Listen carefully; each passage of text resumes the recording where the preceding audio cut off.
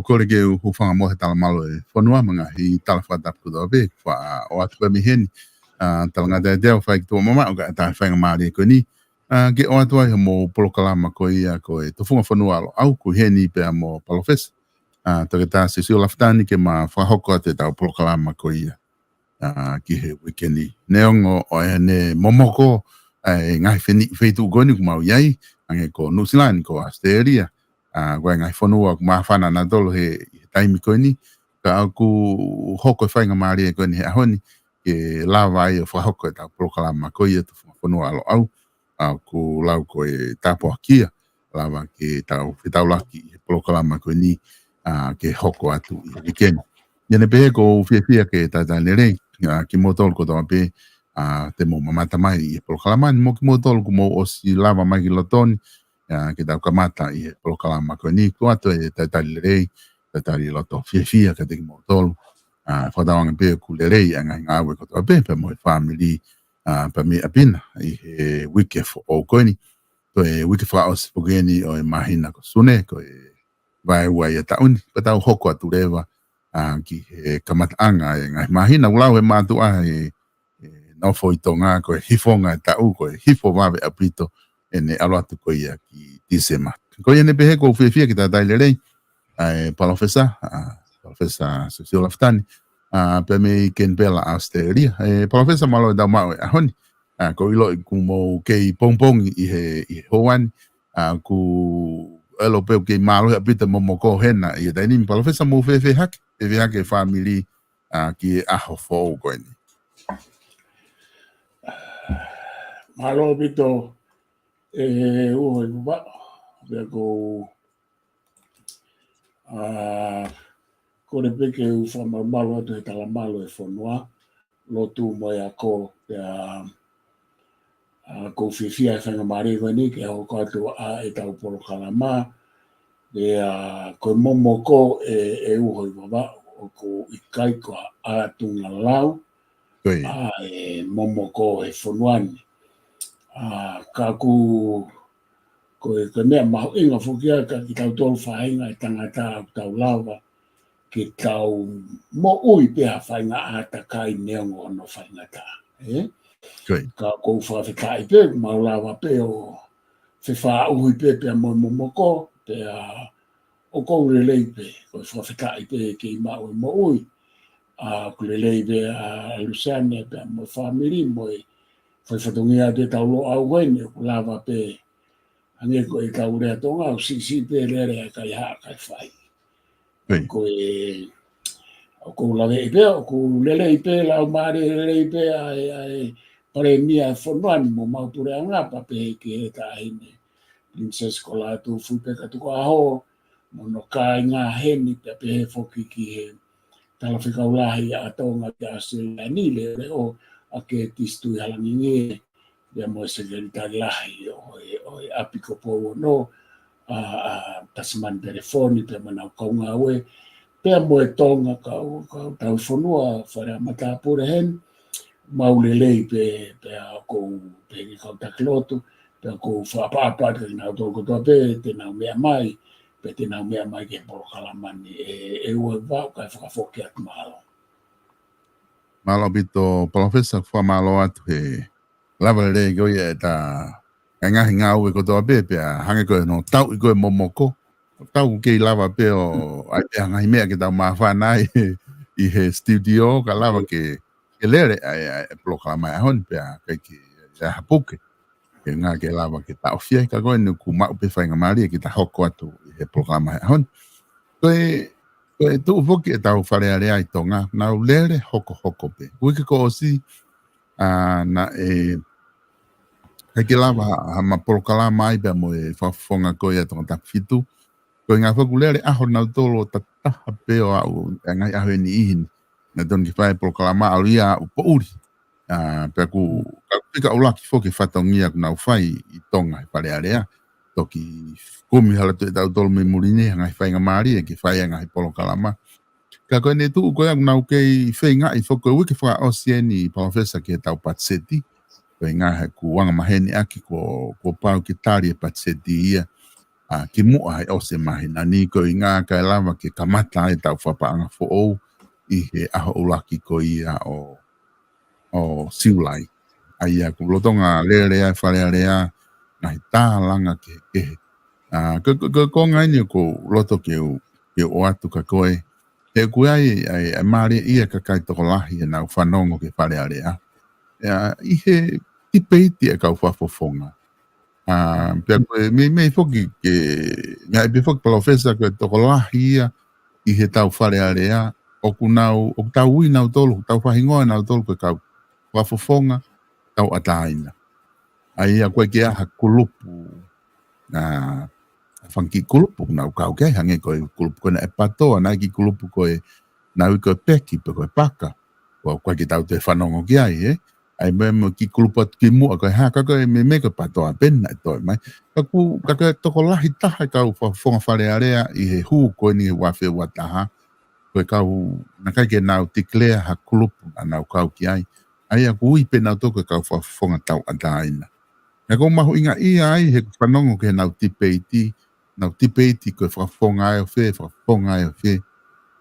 Ka ku mahu inga whoki he wakai whapolitika rea ke u eke atu ka te koe. Koe haha o wakai ki ai. I he taimi koko o tau talanoa ai i he whapolitikare i he left wing pe me right wing. Whakaukau ko ia. Ko inga he ku nau tuu tau ataina. Ka ko inga he ku nau ngau whapolitikare. Ko inga e lawa ka kai o mao hawhainga mahino. Ke nau lawa tala koe tama ko umalanga koe. O koe kia hakulupui e te krea ki ai. Whatata. Oku nofo he left. Oku nofo he ma. Pe oku nofo he matau. Pe koe hae uhinga ai whakaukau ko ia na tau kamata ai mamani me whapolitikare ke ai fo ilaine me he ma moe matau. Pe koe ngā ko loto ke o atu whakaukau koe ke ki i whakamatala mo ai palafes. I he mahu inga koe ke mahino ka tau tolu. I he mea whapolitikare koe ai mea pehe. Koe ke left wing pe me right wing. Malo bit koe whakaukau koe koe whakaukau koe mata hema pe moloto maari. Koe. Koe whakaukau na ka mata pe karisi. Kana e te eki ke aia o hange ko hono whahinga ai koe ka mata mai me riukawa koe kau Franse. Koe riukawa ka a Franse senturi ka hamalu. Koe riukawa koe na nawanga ai o ta e fo ilea koe hema mata ua moloto maari. Kai tau te whito ke hema mo mata.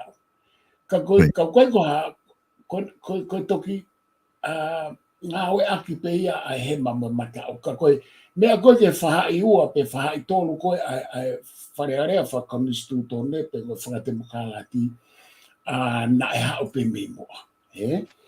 Aia koe hao whakahaa, hao pe mei karisi hao ki Itali, ki Florence, Venice, hao ki Britania, ka matama Britaniana na mawai ua pe, ka kai ke ai a hema matau.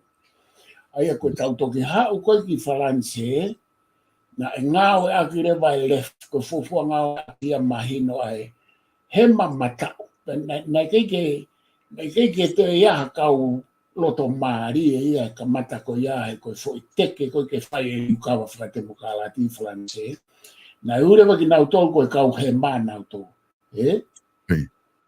Pea koe mata urewa koe ta whaakia e tui a Luis, pea moe Sias Katolika, e ko nau tonu nau tuu ke nau malu. Pea koe foi vahe koe ia aia, koe vahe a koe o kulere mai aki.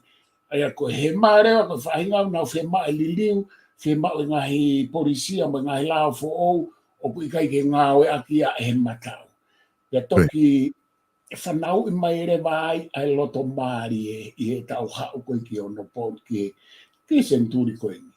Ka koe whialau etu koe mea koe ni e uho wawa. Koe mea maari au wau he koe mea koe na e ngāo e aki koe Faranse a he mamatau. Pea pehe koe he mā koe ko ta fa ke te na teke riu o mai o mea fo o mo ai e uanga whawhanua fo o mo ha. Pe koe mata ure wa koe ta fa ke malu e whaunga mo ha ka pau koe mona ki. Koe foi wahe ko ia o i kai ke toi tu umau ia ai he ahoni. Kamata me senturi ta haiwa hau ke senturi wanoa o hau. Koe ahonia o ku malawa pe ka hange koe ni. O ware pe mafuri a he mai o tau ka vei ha mea a matao. He? Pe o ware pe mafuri a matao ia tau ka vei ha mea a he mai. Koe hange koe whatata koe ki Australia ni. Koe matau, koe tawhaaki koe a reipa. He? Ia koe nau polisia o ku makatuunga ia i he u polisia whakasosiare. Pea ku tāketi a ki he kakai ke working class. Koe whahai a working class na ne kamata ai fo i makatuunga koe ai gui koe right hand. He? Tupu marewa ta whaaki e taha koe tupu mai a be he Lipro, nau teke nau toke u whakakaukau fo o ai Lipro, pea mai ta whaaki ai national ki he whāma. Nau tō whakahai o ai whaaki koe coalition, pea koe lefti a heni. Pea koe nau whamawha koe he nau ka mata mai koe ngā he teke whaka economic, social koe economic policy, kai social policy se moe. Ka koe mea koe a hema, a coalition, a koe whakataha a national mo mea. Nau whamawha ki nau tō io koe na whamamafa mea wha ekonomika pe io kai ke ko nau tole pe ko nau ie hema pe ko mata ure vai ai reipa sai whanau I mai rewa e fo I whekuki ai ongo main party ko ia ai ref mo right o whanau I mai ai independence a kautau ataina he ka koe mea ena ko mahu I ngā e ua wawa. Koe kautau ataina, o malawa ke nau nofo I loto, malawa ke nau alu ki matau, malawa ke nau alu ki he mai. Koe uhinga ko kui ai, pe aku nau tau ataina pe nau tau. Kata. Uhinga nau tau ataina pe ke nau nofo I loto pe te nau alu ki he, o kui kai ke nau toi whakaongo nau tau koe hange ko matau mo hewa. Lapa pe ke tū maha tama politikia ai ane whakaukau I matau hange ko whehanga ngai ke mo matau.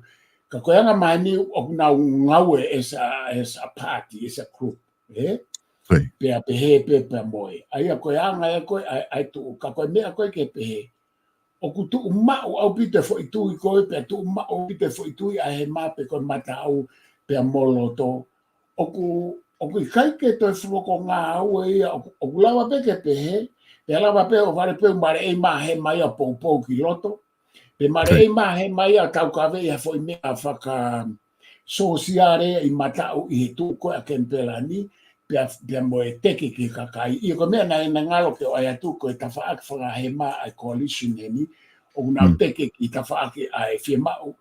Ulua ki foremost ai kau whaama, pe moe kau businessi. Ai a koe uhinga ai koe nau economic policies ai, kai social policy. Ka koe hange ko te wa whaatu, kai tu watu.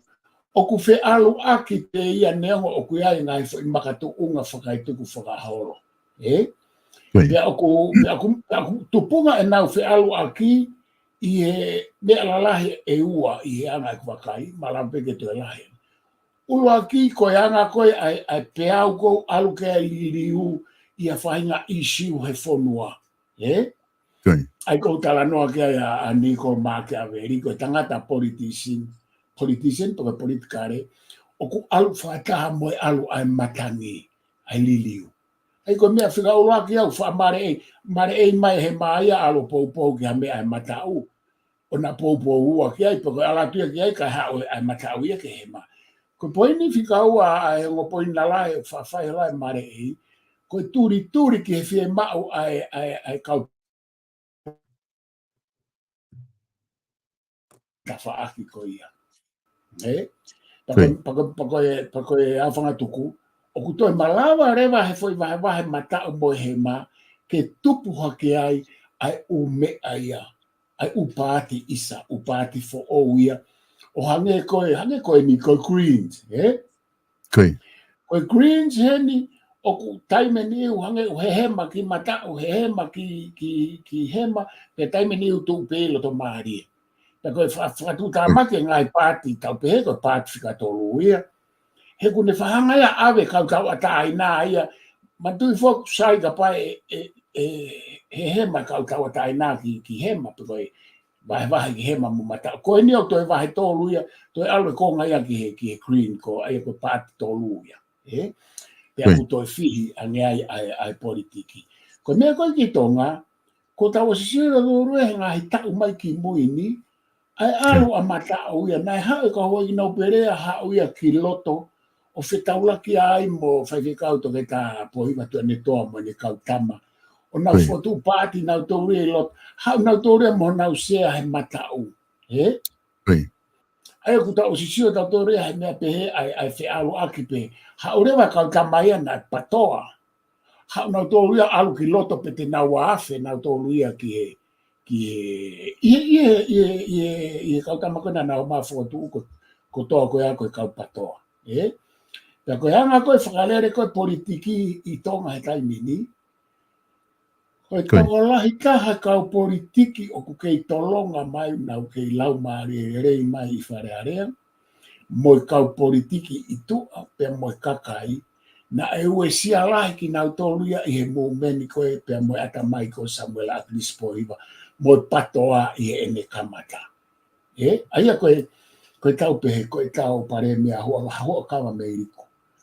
Mo kotoa fukau ka peti koe la. Ko osi ue sia ka atoa nau tolu e ata maiko o Samuel Agnes Pohiva one way or another. O vare pe aia ko kuhinga koe. Ta tau pe ko hange ko hoi no pere. Ko vare pe o asma mea whaka Agnes Pohiva me nau whakaukau. Ai ko kupoi ni, koe tu koe tau politiki a honi. Pe ku ke matao, pe ku ke hema, pe ku ke loto, pe ku ke tau ata aina. E toki o set mahala foi tau tangata ia e fiha pe puri a te foi kau pe au koe a Chris koe mo ne mumeni. Neongo koe a honi tau pehe koe patoa. Ikai, koe tau soge ta whaka ta hako ue sia e Samuel Agnes Pohiva hana wata mai katoa, kau kama katoa koe na. Pe ku tau pehe pe. Koe kau politika a honi o au ke ei pare mea hoa ka meriku. Koe kau stiteni a Samuel Agnes Pohiva. Whakafoki atu e. Koe, Professor, koe, o maho inga abito he ku wakai ki he whakaukau koe ni. Koe, a matolo i Nusilani, o ku i he hema, o ku iae leipa. Koe matau rewa ku iae national, o koe ngo fo i pāti lalahi a koe matolo i Nusilani. O ku iae rewa e whanki i pāti ia, ko whatatape, koe e whanki i pāti ia ko hanga ka green. O te kai ke usia au he ngahi tau goni ua noa pe fia tolu noa goni ki muini. Kulawa Green Coalition pe moe national he matau. Coalition pe kuinia pe moe leipa he hema. Nofo pe ia ene u polisi ana ia i he hema. Aia koe, ko sea tu koe ngahi polisia ko ana o ku kake lava ia ke ngā unu o coalition mo. Si ko ke whiri kana madona tok osi. Na lava pe naka ke majority ha party he ngo pati lalahi. Pero paure ke nau coalition nau tō menga whanki pati iki. Pena pe whanga maria ia ke whaupure anga loa ango pati lalahi. E whakawhalala wake nau polisia ko nau tolu lava ngā unu. Nof mau pe green ia whahai he ma. O ngale ki pati New Zealand ko New Zealand Fest tamaka ko Winston Peter. Ko tamaka ko o tō whihe ni ene ko ni talang pe whakana ka pate tau coalition ko pau ke u tokon pare mia ko pau ke Mr. Kimuri. Mani pe mea e uang ni te mau mau pe he ne coalition. Ka ko osi tokon pare mia Mr. Kimuri he leipa. Ka tauni na auria o tokon pare mia mo Mr. Kimuri i he national i lolo tongani. Aia ku ne mau e futau ataina he ne polisia. Ke ngā unu pe ki he far left. Pe alu pe ngā unu ki he far right. ai hene tu uka ko ku usia tu ko dal no ko ki tonga ai a ko tau tu ko he foi line ko dal no ki ai professor ko far right ai tau pe he ko ia ko tu ia ma ka no pere porque ka no pere e fare area apa de tau pe ka no pere ko tau no fa policali fare area ai ko far right ko ka no pere pe a left leva ia o malama ke tau pe he ko kulupu ko e patoa na i he left pe ko ai pe fa kulupu te na i he left i he tau si o ko ki tonga Ke mea ko ku maari Toi. te perkata. Ke mea ko ku maari ko i tonga he ko patoana e uhinga ko ke ai ke hema. Ke hema, toi. Ke hema mamao. Ke hema mamao. Uhi wabao. Toi. Ko hoi ki nau pere ko mata mamao. Ko mea ka ke tau tokanga ki ai. He hanga he matau o tau kawe e tu i ka koe tu ia pe koe taki o e whonua he kai whakanofo i ki he mamo matau. Mo matau, koe. Neongo o ku tau pe he hange ko mea whalansena nau kalanga na to ko koe whie malu e tu ia Luis pake hau ke matau pe a muelotu katolika. Neongo ko mea ia Franse. Ka koe hau koe i hau a Britania mo e tau hau. Ko tu ia e nofo mau pe ia neutral, e nofo mau pe ia ke oa e tau kawe e ia pe ka whatonga e tu i hange ko tau tamatui. He kai kia ha ne tō whorofola nai paka ne whahinga ngau e hau pe tau kawe i matau. He ku whepakia mo whatongia koe mo ianga e tuku whakaholo mo whatongia whakonistu tonu. Ko tu ia ki he mamata o to mari o lunga poralo ko anga ya ko tu i ko tonga ko ka ke sio ki ko tala no mari ko ke anga o fa hu mai he ko si ko foi poinia ko ki mare atu hange ko tu ko atonga o ko ia ka koe patoa ko patoa ko ia na e ai koe o he mamamao Koi pe tau hau ko ma samala crispo hiva koe ke tu o ne toa na e he mamama kai misi pe mafuri a tu ne toa ia pe mo foi vai ua pe tokolahi ange o ka he mamama o ko e patoa o na nga unu mare wa na toruia o na mari na toruia ki mata o ke o e no pere ya nga uni nga isa nga unu mare mo ho i no pereia o na feta la ki na toruia lo to mari ko foi mo meni ko ya ko pati ai kakai mate koi na hifo mai ho ki no pere tam na to ne matau pe hifo atu me kau tamako ai ko no whakarea na eri ake mata o mamao peri ake he mamao ko no enga pena to i he mamao ai patoa ko mateni i taimi mai ko ia pe mo misi ai ko kaure ka pe ni tap na to ko na la ka ko na tolu pe ia na na tupu ake i loto ko he patoa ko yang pato es na tope ko yang lipro yo no ni ko yang le ya ko na to pe na to he mamao nga unu ka to mai fe ka kama ko na ke na pato na to he na ke ki na tu ko pe hu mai ke pato a e na la lai ke na la ba hu ki fare are nga o mai wa pa mo ho e ki o ha pa fato ngai me he kamata ko ia tuione toa. Kamata pe samela krisi pohiva na kamata ke ore pe ase no pere pe ase ka no pere po ke ta faaki a hema. Pe ka no pere na pe he na patoa na wa krisi pohiva. Pe ore pe ku ase kamata pere ke o va ha uia o tu wato pe he ko ne ha wana ke kakai. Ko anga fuki no whakarea ko ai ko tausio ki ai ku homo mai aki he pe pe toi foke atu peki he, pe koe whainga whe alo aki ko ia, o kai ko whe alo aki au pe he oku fo o, ko mea pea oku hoko pe ka koe ta foki ke tau foi whao ngā na e mahino au pito e matau. He? Pea koe tuku whakahoro ka e matau, na kai ke nau ngau e noa ia na nau ngau e whakataha. Pe na kai ke nau mawae ua pe mawae tolu. So koe lere mai koe ni talo e mawae ua mawae tolu ai hoi ki nau perea e kai ke nau toi ngā unu whakataha me i taimi o Samuel a Crispo hiwa, a silahi mai taimi o pohiwa tuene toa. Pea koe taimi kona hoa ka meiriku. Koe u asi koe taimi koe nei ki asi pea puria ki loto ki ta whaake ai o eki o mahino pe ku nau ngā ue whakataha koe kau matau mama. Whala right.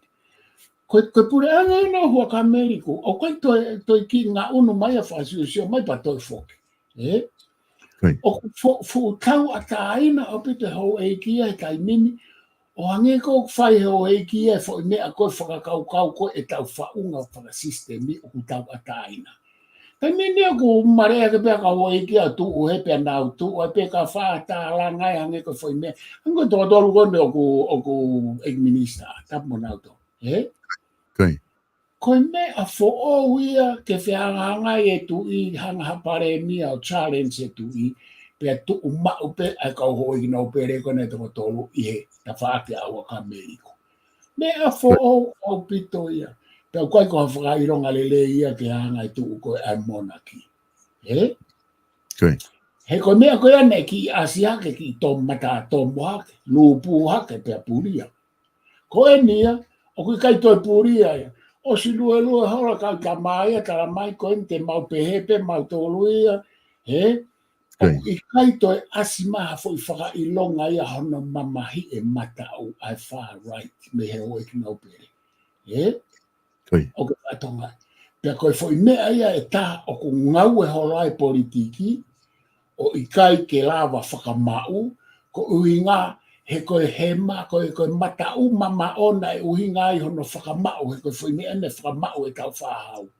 Kai tukuange ai he ma ai ta whaaki ko e kakai, he ko ki nau tolu o ku nau whialo aki, te nau whiririu aki e koe kakai mo mea. Ka koe a honi, hoi ki nau pereu nau taki nau tolu ia i he ngau e ki he matau, ngau e ki he ma. Nau oho whare, nau polo kalama lahi au ia ai i tonga he ngau e koe hoi ki nau pereu ko o alu ki loto o nau whau pāti a kakai. Koe hai hoi ki nau pereu ke nau maa whau a pāti a kakai. O ku ikai kia pāti he whaunga ko pāti ko whai mea whakata mai pe ko pe whahinga koe i nau pāti. Full stop. In reality koe kia pāti.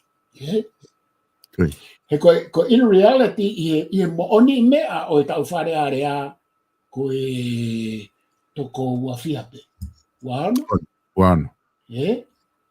Koe toko wano ko ia. O ku nau tau a tāina kātoa.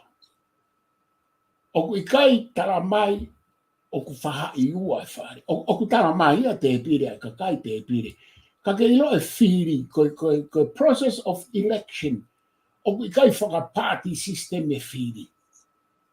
Koe whiri ia te ia, o ku whiri tau ataina ka ho e ki nau pere, pe ko hai te nau whiri. O kai kaha nau party ai ho e ki nau pere. Ke tau pehe koe toko tolu nau whaka party. Koe whia mau ia ke tau whawhai ke he ho e ki nau pere me whafofonga e kakai. O kui kai ko ha pāti ai ho e ki nau pere. O kui kai ko ha pāti e kau whafofonga ai kakai. Ke loi tau whai whaunga, koe kakai o ku nau taki i he tau tuku whakahalombo historia, ko nau tolu e ku ui koe ho e ki nau pere, o kui kai ko ha pāti ia. Ko tau kau taki ia. Ka koe hai ta whaaketaha. Koe kakaia o ku pure ki ai ho e ki nau pere, o na wange tau whahau ke ai e nau fui ta whaake pa nau huu mai ki ai, ke whakaasi aho nau le o. Koe fui whakakau ia.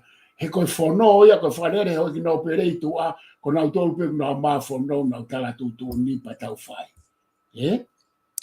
Na kai ke tau tuata to ke tau to e whakawhekiki mo tau area mo e ki nau pere he tala whonua. Koe ai e tau whahau, Pe ai e tau tafa aki ke tau o mai o area mo hai. Mo ho tau kau taki. Fe mau e foi poini ko ia ke clear as crystal. Pe ko ho tau kau taki e ni. O koe pe mo ni ko hoi kina opere e ua moa. O koe nau mo oni he mea koe ni. O nau tau a taina ke nau alu ki hema. Nau hau ki loto he ku. Pe eki ke tala mai ki tau whakapāti. Pe ko nau tolu ia. Koe ngahi taki o nau tolu a tau tolu. Aia ko tau kau taki mo fua peke nau hau ki loto pa nau alu hake ke ta wha. Ki ko pou he ko nau kakai. Ke sio ki he whaingata e tau fwoi sistemi. He kai koe tau toko ua ono makatuunga he kakai katoa. Koe tau toko ua ono makatuunga i he toko taha fitu me kakai. Pea moe fwoi toenga koe o he toko fia. Hiva? Koe? Koe fwoi kakai ia.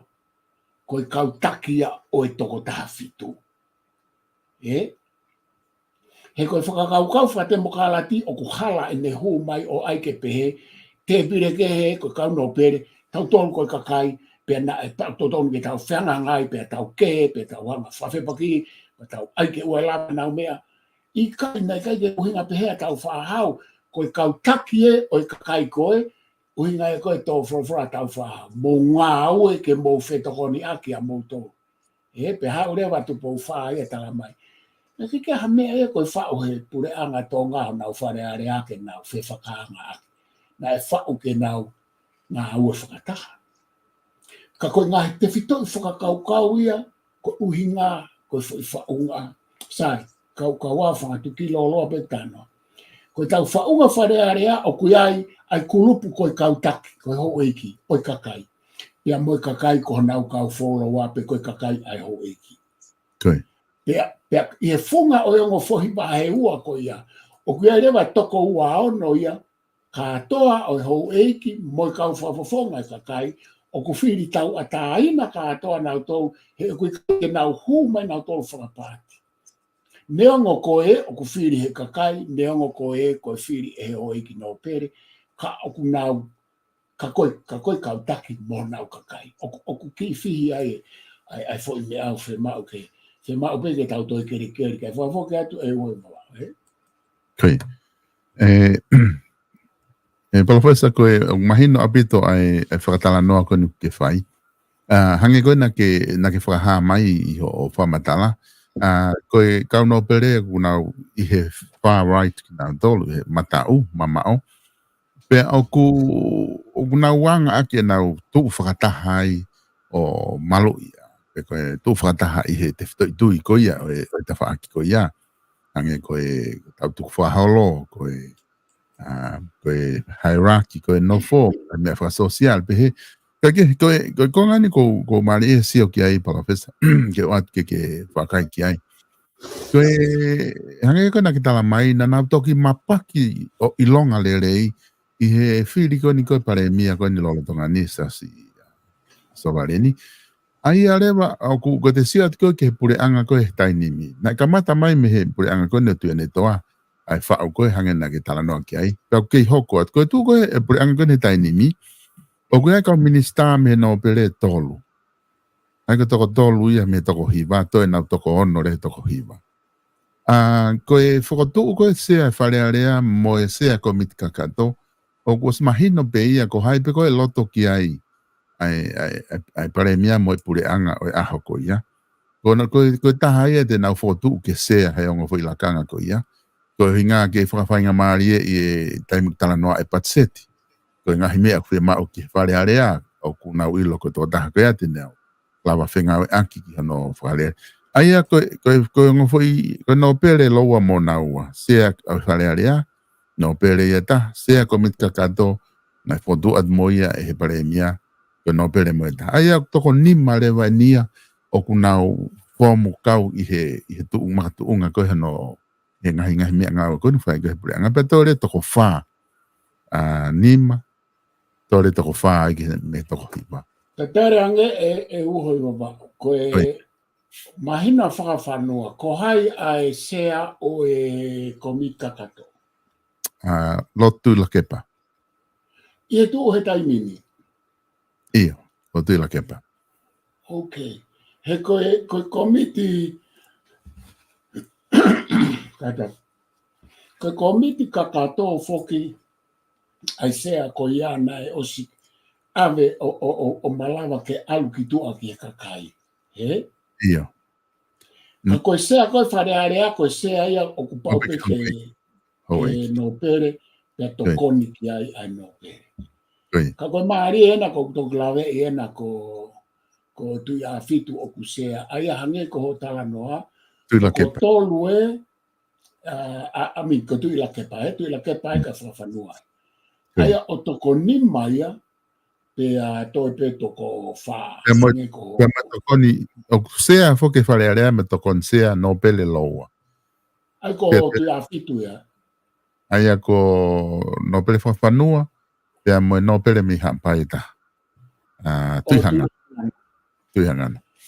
Aia o toko ono ia o toi pe toko tolu. Ia kumari ke uilo ia ai ko fotu pe e pare mia ia ai mea ai tui la kepa ke sea ai. Ko ai no toko ni o ko toko ni e sea okay. O ku ke ha toko ni sea komit kakato dainim. Aia o ku toki mahalo na toki na se hoko foki na e ge mana e folawe sea pe na fotu ure vai ai fofonga tonga tapulo aki ke sea komita se fotai io ai ko ke ha tokoni na bele pehepe ka foka ari foki ai fokotu ukona tu ila kepa mantu ko ke halao ia ke ta ofi ko foi ne ai ko ku mari ko poini ne vai ai e oi baba o kune tala mai ai ko fare area ko toko ua no pe regardless ai foi vai ua ko ho eki moi ko foi ne ai ku asimahino mai ko hena e ku lave ai aku o kwaka ha mau inga ia pe ku ke ho eki pe o ku ke ikai ke ho eki ke ma o hafainga la kanga neongo na os ata ai sea o komit kakato ke lava o alu ki ata o ikai ke ho eki ya pe hange ko me ko ke pare mia ha tata pe me foka ko ke pare mia ha eki no pere o ku ikai ke a hatapu whaka pe koa tapui whaka konistu tone o ku kei ngofua pe ke pare mia e ki no pere ngofua pe ke nau minista. Ka koe poini ako o ku hawai ki he ku poini koe o ku ikai koe vai ua o ku pure he whare are a ka koe toko ua ono o ku nau tau ata aina ka kato e ku whiri ke nau tō. Aia koe whatonga e hua ka meiriku ia. Matu ko tānoa ka koe o ku maari e pira pia o ka meiriku ia matui tui maasi la whakai ata mai. E ko sio me whakatoka ngai e ia foi poini po ko issue ko ia. Hangarewa e ia ngā werere ia ke ai kau hou e ki pia mo ka kai whakatou. So ko e taki ia ko poto. Ia ngā eku he. Ia ngā e kusio, he koe uhinga aku ne whai eia ene whakamau ene vahe whatong, ene vahe whatong ia o makatuunga he toko ua o no kau kai ke ai eia ke makatuunga. So he te tautanga te kakai koe na me osne kau no perea he maulakanga. Ka kono moni o neo o kai ke hame e he tapu he koni sutoni. He makatuunga ia he toko ua o no kau kai ke makatuunga he toko hiwa mo he toko tahafitu ke whai e tau vahe whatong ia. Mea ia koe he ku fie mau pe ke tau lava o mama au pito, pea matala au pito ki he tau foi whaonga. He ko whatonga e hau ka meriku o kune mau e foi mahino ma waheange mea toi pare mia i he tau lere mai koe ni ki hono ngāo e aki ai paanga e whonua pea mono ngāo e aki hono mawhai pure pea moi mawhai pure o e whare area. Ka pau te tato e whoki tau a sio whakaiki ke ne u ngaue, se ke foi mea koe nako o tō whatoka ngāia. Ka koe anga e koe e ku whakauhinga aku o ku makatuunga i he toko ua no ka aku kai ke makatuunga i he vae ua. He koe sio e uhe wā. Na atau hange koe ai vae ua ia haki fo i makatautunga ki na kai ke tau lava manga ho tau va e ai ka ua te tau ai hako whakatapu. Talu e a kamata teke whakate mo ka lati mo e hoko vae wā ia koe ki maka tūkia anga hange kono whare. Ta tau mire o tato o tuki peho tau va e fo i maka ke tau humu. Tau tato reo tu e fo i maka ia o kumalawa ke manga ai ke ua te ke humu. Ka ko uhinga na e teke mai whakate mo ka lati pe ai e samela ka dispo hiwa ia koe palo pare maa ia. Nei aia koe ki foi makatu ki a ngai vai wa. Ko hae aho. Hawa hoka meriku ia, o tala mai e ia, o kui kai koe foi makatu ki a anga. Manga hova e o lunga ai, ka ke lava o toi whai e me aia na e ikai ke lava ia whai ki mo.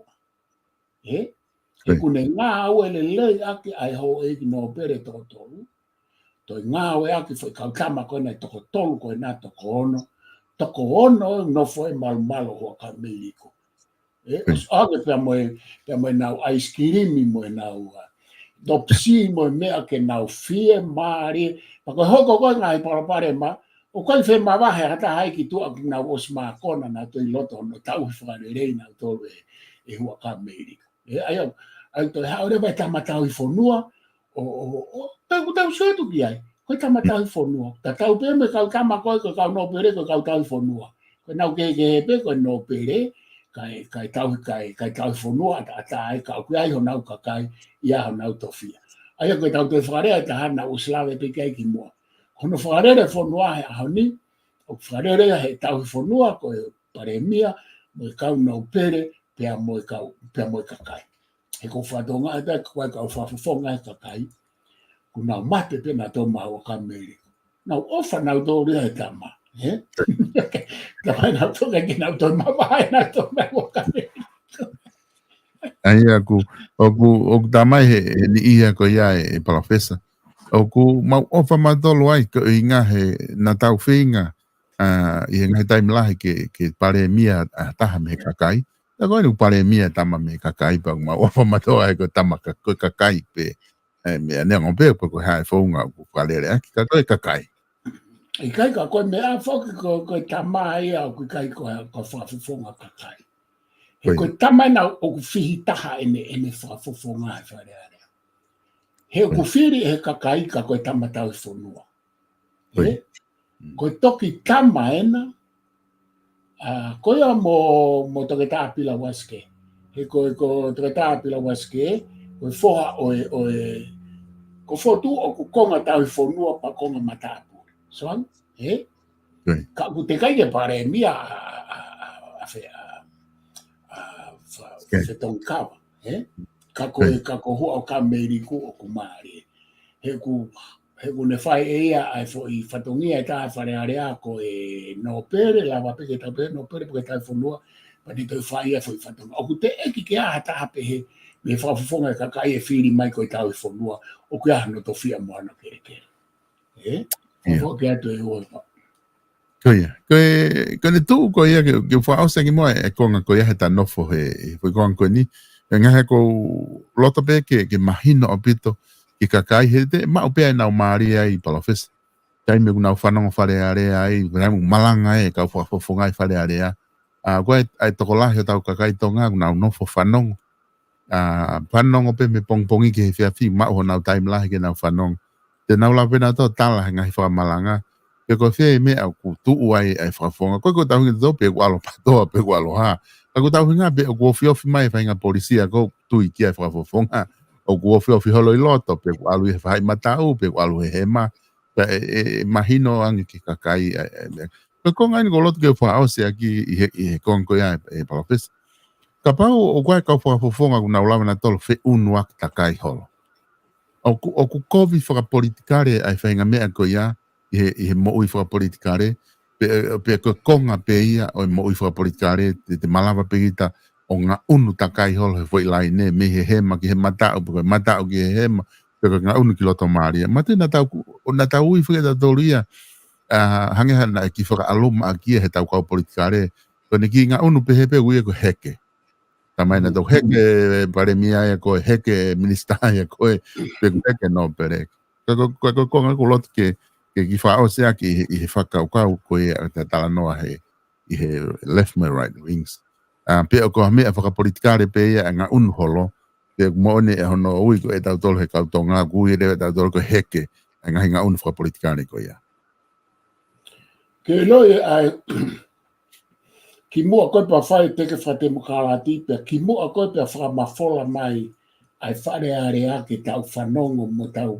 mata koi na fengao a ki pe ka fa fonga mo ka kai pe mo ho ki no pere i loto hiki ni mai ki he pou ma te ko fu taimi lai o lere ma tau pure angana ke tau si o tau tol hamea koi pena ke tau fanonga tau tol hamea o vare pe toki tala mai re ti oha ko loto na loto fare area ke na hiki ni ma ki ha koi ka ko poini fika u aki ki tau whakatoka ngā eange na e whengāwe aki pe kau whakufonga e ka kaimo e ki nau pere i loto talo e whotu e tau whahau. Kāna e ikai ke tau ilo ki ai. He koe tau sio koe ki he u whotu u hange koe kau whakufonga e ka kaina na whotu e u lao whanganga. Kono mai koe ka sete i mai koe ai ola o popou mo hiki ki ai. Koe la hika u lao whanganga na e whotu e whafufonga ka kai pia pasi whare area koe popou i heo eki. Koe whatonga? Na pasi koe lao a tau pehepe ki muini mai, pasi lao a hai. Lavulavu, e tuat lavulavu, koe pasi nai fo i lao mai na tu pasi whanganga maa mateni, ka koe tau tuk lawa foko sio mai ai he ahoni pau toi toko lahe ake tau kau whawhonga o tā fitu. Koe taimi koe fitu mo hiva. Ia e tau kau whawhonga nai pāsi e nau lao whanganga pia alu ke tu i pia tari mai. Hei kai lawa e he toko fitu e aho ko ia whawhonga ka kai ke aike pāsi ka pahe kai ke kau ke ai ho eki. Koe kupoi nia. Na ana whetoko ni aki penaua. Ka koe ne hau koe ke aho ni pia toko lahe ka whawhonga ka kai o tā fitu. Pia tau toi mātā rewa tau tō ruai ai o mea koe ni koe o vare malere ki he, o vare malere ki he, o vare kuhiki mai e ki he, o vare kuhiki mai e ki he. Ui wawa o kusai pe ia ke tu mau. I whahinga whare area a tō ngā he oku atā pe ia o whaatā pe ia e whare area. He oku i kai tala mai ke nofo ki ha pāti. Koi. Koe whahinga whare area koe tau tōl koe mo ni mea o ku hoko ai. Koe malere holo i he tui ki he fo i whakakau. Ta mo i tui ki ha mea. Hange koe e sai whakamolare, sai whakalao, sai whakaipaanga.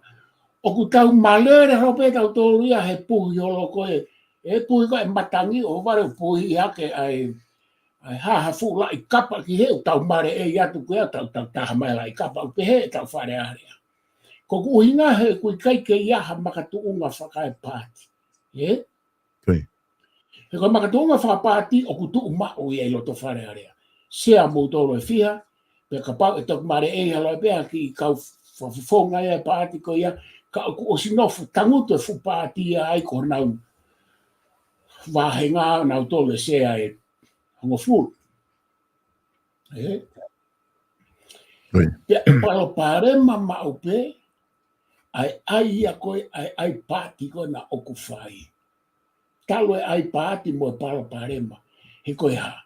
Ko inga ko na o mai ko ki loto whare area o kumare e mau pe ai whaahinga ia alu ki he ma pe alu ki mata pe alu ki loto mari he ko ia talo me kanyo sa mera ki spoiva na mapaki mau pe ka ka mai o alu ki loto po alu o po ke ta whake o iki o ke ia o mai pe ki he ahon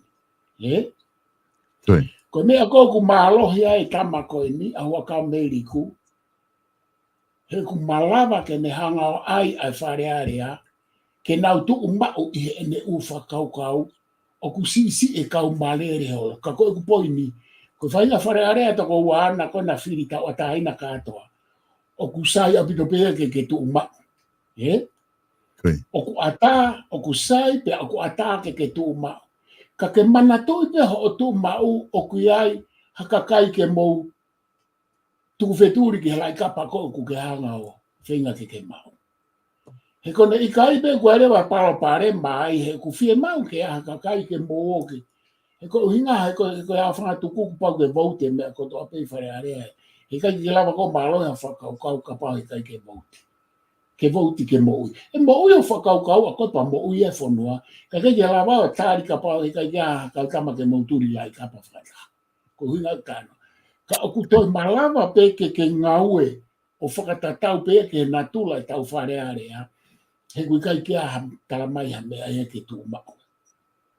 So ke ngau mai koe hau e ki loto pe ngau e ki he ma. Tau oho vare mo tau ha. Ko tau alu koe ki he koni suto ne. Oku ata pe ka koe ha. Nai te kai ke whai e ka uho i nau pere ki mua. Koe nau tok whai nea nau tolu. I he funga pe o e la mo e koni suto ne. Aia koe ku whoki mai ki hau whehu i. Koe malele. Ai kou kau e tau toko heke. So ku tau fo i pe tau toko kamata mai ke foki nai. Hau foka sa mela ki niso ai ke pehe. Ko tau huki lo tote ke tu mao he. Ko patoa. Tako ne ngau e pe ko iau kai lai kau patoa. Oia we ko nau heke. Ai mo urea ke tama ko iau heke. O vare pe ko to heke mai tama e me ta whaaki koe. So tau alu na tore ke kai mini. O ku si ke tau toi lau tau tō rue he ko hange ia tok mahina mai ka tau tō ko no molo ia o e whare area o ku whiri tau ataina ko toi toko uano. Ke tau ataina ke tu mau, o ke tau ataina ke turi lai kapa whakataha makau kama, o ku tau ataina ke mare e peko turi lai kapa pa ke toi rie ko lai kapa ka ke whoki mai ki loto.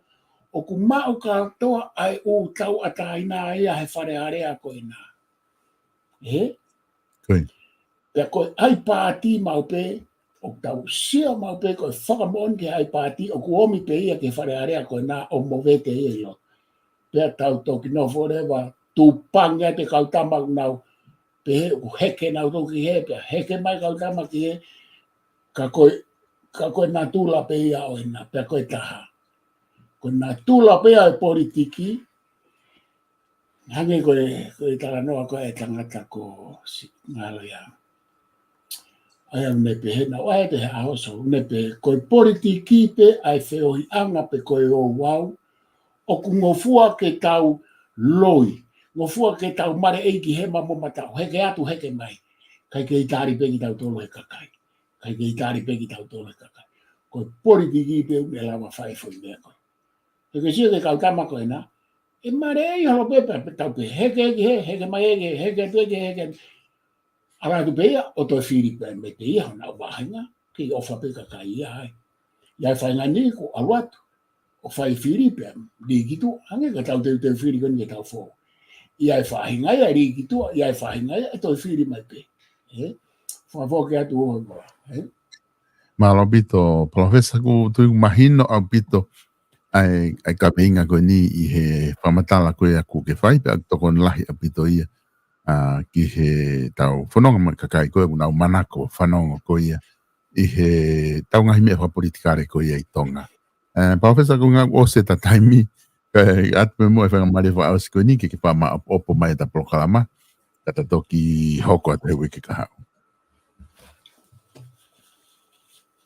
Ko whamalo atu e o e wao e lawa le rei a e ta prokalama ko whamalo atu ke mo whangamari e whamaro te motoro mo kau mai, motoro te mo mea mai ki ta prokalama. Whawhiawhia o pito koe ka weinga mau inga eni na ke hanga o tuku ke nofo ke whai ai a eta tala noa. He koe mea o kupehe, ko pau ke tau mahi noi ai uhinga a tau whahau na e vai ua e whare.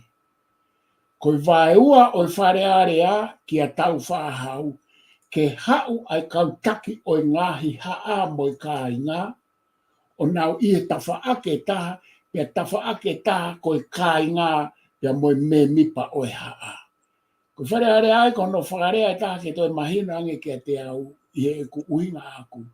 Ko tafa ake taha ko kautaki o haa. Ko tafa ake taha ko kautaki o ka inga, ko whare are atonga. Na uinga no ai, e tau whahau.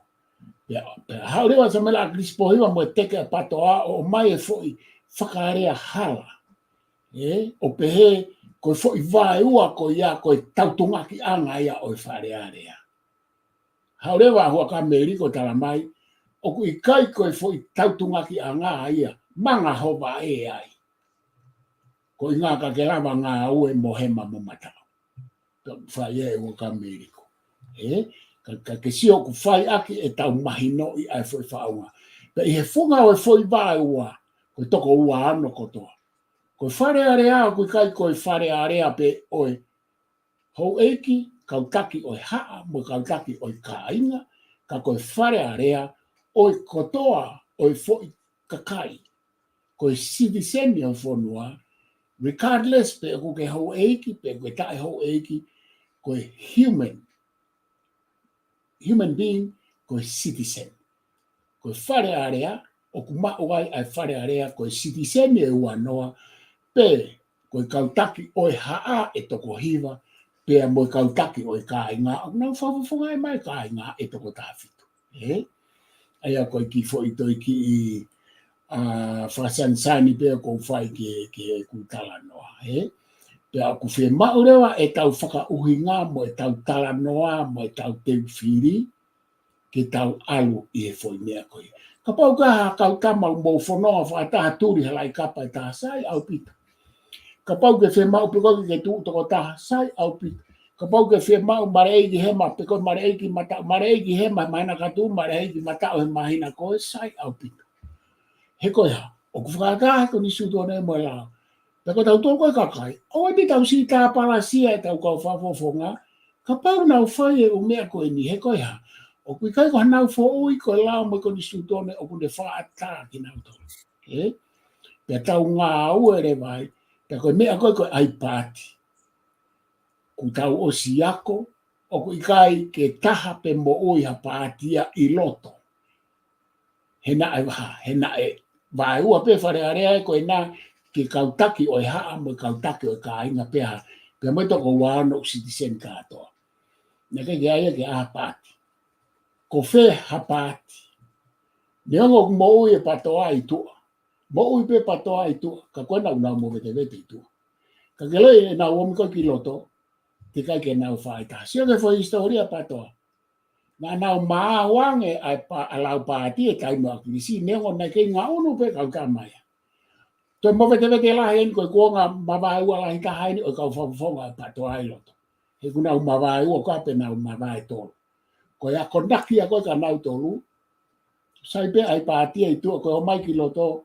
Koe ke mo ui ai pāti e loto. Kai orewa kuririu e whaunga o e toko tau ataina toko ua ni ma ki a whaunga whanga pāti I loto. Pa te tau toksio rewa ke hinga aua e pāti. Mahalo pito e ua vau ko o whalahi atu ta tau atu ai. Mahalo. Mahalo pito, Professor Pago wha mahalo atu he lava ko e ta polokalama ki he ahoni tu whunga whanua alo au. Ka ku wha mahalo atu ka te koe he lava lelei ko e ta polokalama kata toki whelonga ki he polokalama hoko I he wiki ka hoko mai he taimita taupe. O whatu, Professor. O whatu, mahalo. Pamalo atu e kainga I he lava ko ia ke mo kau mai mo ke maua I he polokalama ko ia tu whunga whanua alo au.